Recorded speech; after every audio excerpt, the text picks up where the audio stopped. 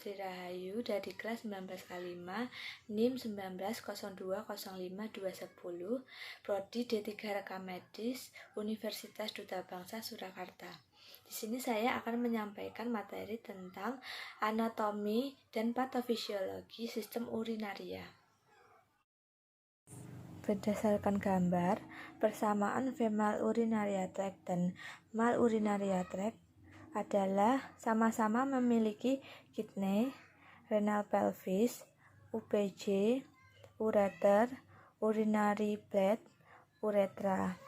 Untuk male urinaria tract memiliki prostat, tetapi femal urinary tract tidak memiliki prostat. Sistem urinaria, sistem terjadinya proses penyaringan darah sehingga darah bebas dari zat-zat yang tidak dipergunakan oleh tubuh dan menyerap zat-zat yang masih dipergunakan oleh tubuh. Sistem urinaria terdiri atas ginjal. Ginjal mengeluarkan sekret senyawa yang dihasilkan oleh kelenjar. Ureter menyalurkan urin dari ginjal ke kantung kemih. Kantung kemih sebagai penampung urin. Uretra menyalurkan urin dari kantung kemih. Berdasarkan gambar, sistem urinaria terdiri dari sepasang ginjal, sepasang ureter, sebuah kantung kemih atau vesika urinaria, dan sebuah uretra. Bagian-bagian ginjal. Yang pertama korteks atau bagian luar ginjal, yang kedua medula bagian dalam ginjal, yang ketiga piramid atau medula yang berbentuk kerucut, yang keempat columna bertini bagian korteks yang mengelilingi piramid, yang kelima papillaris berlini papilla dari tiap piramid, yang keenam pelvis reservoir utama sistem pengumpulan ginjal, yang ketujuh calyx minor bagian ujung pelvis berbentuk seperti cawan, yang kedelapan calyx mayor kumpulan dari beberapa calyx minor. Manusia memiliki sepasang ginjal yang berada di belakang perut atau abdomen. Ginjal terletak di kanan dan kiri tulang belakang, di bawah hati dan limfa. Di bagian atas atau superior ginjal terdapat kelenjar adrenal atau kelenjar suprarenal dan kelenjar bersifat retroperitoneal yang berarti terletak di bagian peritoneum yang melapisi rongga abdomen. Ginjal kanan biasanya terletak sedikit di bawah ginjal kiri untuk memberikan tempat hati. Sebagian dari bagian atas ginjal terlindungi oleh iga ke-11-12. Kedua ginjal terbungkus oleh dua lapisan lemak perirenal dan lemak pararenal yang membantu meredam goncangan. Anatomi dan fisiologi. Yang pertama ginjal. Ginjal berbentuk seperti kacang dan orang dewasa panjangnya 12-13 cm, lebarnya 6 cm dan beratnya 120-150 gram. Hilus adalah tempat arteri pulmonalis, vena, bronkus, dan saluran limfa yang masuk ke dalam paru-paru. Ada beberapa struktur yang masuk atau keluar dari ginjal melalui hilus, antara lain arteri dan vena renalis, saraf, dan pembuluh darah bening. Fungsi ginjal adalah yang pertama pengeluaran zat sisa organik, yang kedua pengeluaran konsentrasi ion-ion penting, yang ketiga pengaturan keseimbangan asam basa tubuh, yang keempat pengaturan produksi eritrosit, yang kelima pengaturan tekanan darah, yang keenam pengendalian terhadap konsentrasi glukosa darah dan asam amino darah, yang ketujuh pengeluaran zat beracun. Lapisan ginjal. Setiap ginjal terbungkus selaput tipis atau kapsula renalis berupa jaringan fibrus. Lapisan ginjal terdiri atas lapisan luar dan lapisan dalam. Lapisan luar, lapisan korteks atau substantia corticalis. Dan lapisan dalam adalah medula atau substantia medullaris. Fisiologi ginjal. Yang pertama mengatur volume air atau cairan dalam tubuh. Yang kedua mengatur keseimbangan osmotik dan mempertahankan keseimbangan ion yang optimal dalam plasma atau keseimbangan eritrosit. Yang ketiga, mengatur keseimbangan asam basa cairan dalam tubuh. Yang keempat, ekskresi sisa hasil metabolisme. Yang kelima, fungsi hormonal dan metabolisme.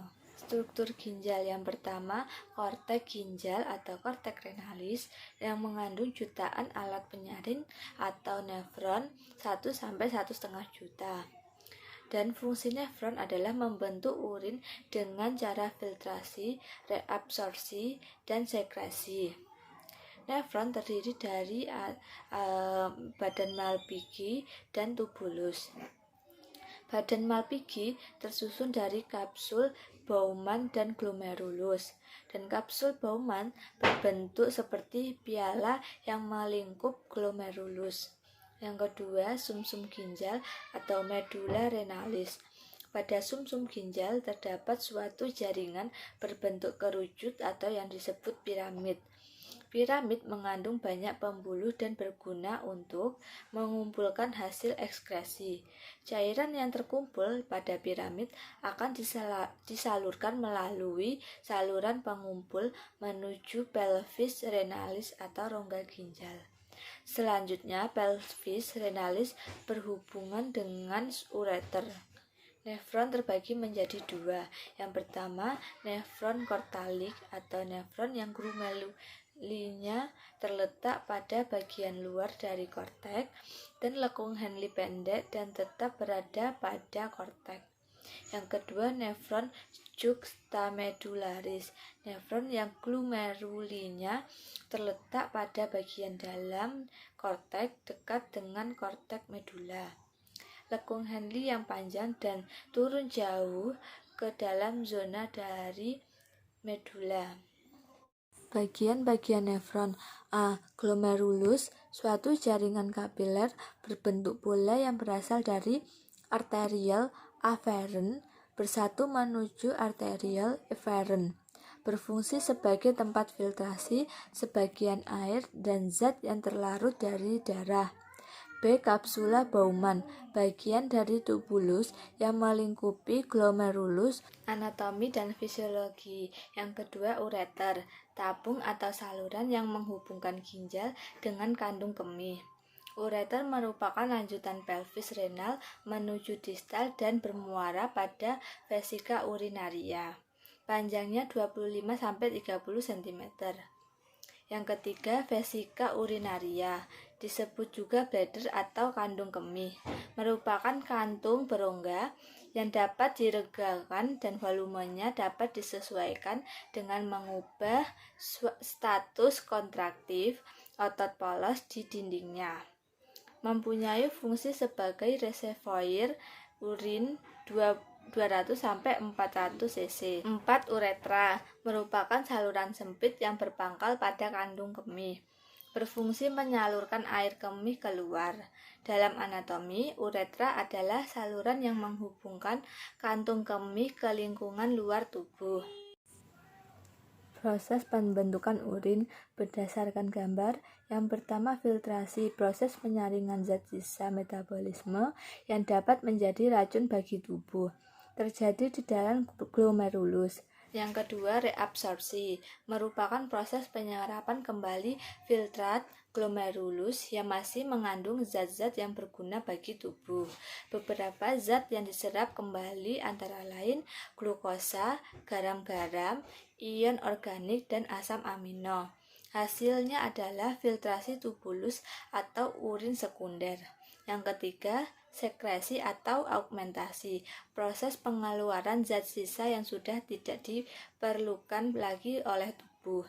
Pembuluh darah melepaskan zat-zat yang tidak berguna dan disalurkan, pengumpulan berlangsung, penyerapan H2 sehingga terbentuk urin sesungguhnya ke rongga ginjal, ke ureter ke kantung kemih untuk disimpan sementara. Ciri-ciri ginjal yang normal. Yang pertama, jumlahnya rata-rata 1-2 liter per hari. Yang kedua, warnanya bening atau oranye pucat tanpa endapan. Yang ketiga, baunya biasa atau tajam, kurang minum air putih, makan petai, infeksi saluran kemih, gangguan metabolisme tubuh, dan gangguan hormonal. Berat jenis berkisaran dari 1010 sampai 1025. Komposisi urin normal. Urin terutama terdiri atas urin, urenum atau penguraian protein, dan natrium klorida. Jumlah persen air dan benda padat dalam urin adalah air 96%, benda padat 4% terdiri dari atas, urenum 2%, dan produk metabolik lainnya 2%. Patologi sistem urinaria. Masalah dan penyebab yang mungkin terjadi. Yang pertama, masalahnya berkurangnya aliran darah ke ginjal. Penyebab yang mungkin adalah kekurangan darah dan daya pompa jantung yang menurun. Yang kedua, penyumbatan aliran kemih. Penyebab yang mungkin terjadi adalah pembesaran prostat, tumor yang menekan saluran kemih. Dan yang ketiga adalah trauma pada ginjal. Penyebab yang mungkin terjadi adalah reaksi alergi, zat-zat yang beracun. Patologi sistem urinaria. Yang pertama, glomerulonefritis. Peradangan pada ginjal yang mulai dari glomerulus, ditandai dengan proteinuria dan hematuria, ditandai berkembang menjadi gagal ginjal. Glomerulonefritis ada akut dan kronik. Akut terjadi ialah akibat infeksi kuman Streptococcus, dan glomerulonefritis kronis ditandai dengan kerusakan ginjal. Yang kedua, penurunan semua fisiologi ginjal secara bertahap. Yang kedua, sindrom nefrotik, yaitu suatu sindrom yang terjadi akibat berbagai penyakit yang menyerang ginjal dan menyebabkan proteinuria dan menurunnya kadar albumin atau protein utama dalam darah, dan penimbunan garam air yang berlebihan. Yang ketiga, nefritis. Peradangan ginjal ditandai dengan hematuria atau darah di dalam air kemih. Proteinuria atau protein di dalam air kemih, dan kerusakan fungsi ginjal yang tergantung kepada jenis, lokasi, dan beratnya reaksi kekebalan. 5. Gagal ginjal atau renal failure. Penyakit di mana fungsi organ ginjal mengalami penurunan. Ginjal tidak lagi mampu bekerja sama sekali dalam hal penyaringan, pembuangan elektrolit tubuh, dan menjaga keseimbangan cairan dan zat kimia tubuh. Penyebabnya adalah kencing, kanker, kista, glomerulonefritis. Ada 2 jenis, akut dan kronik. Ciri-ciri gagal ginjal. Kepala pusing dan sulit berkonsentrasi, rasa gatal yang berlebihan, tubuh merasa kedinginan, sesak nafas, sakit di sekitar daerah, dan kencing sedikit atau kencing merah atau darah. Kelainan urin adalah proteinuria, hematuria, dan bakteri. Diagnosis dan perawatan pada penyakit sistem urinaria. Pengobatannya dengan cara hindari obat-obatan nephrotoksi atau obat-obatan yang mengganggu fungsi ginjal. Yang kedua, penyesuaian dosis obat-obatan. Yang ketiga, persiapan terapi pengganti ginjal. Diagnosis dan perawatan. Kateterisasi, pemasukan tabung ke tubuh, seperti melalui uretra ke dalam kandung kemih untuk penarikan urin. Kistoskop, alat untuk memeriksa bagian dalam kandung kemih. Dialisis, pemisahan zat dengan saluran membran semipermeabel. Hemodialisis, penghapusan zat-zat yang tidak diinginkan dari darah oleh bagian melalui membran semipermeabel.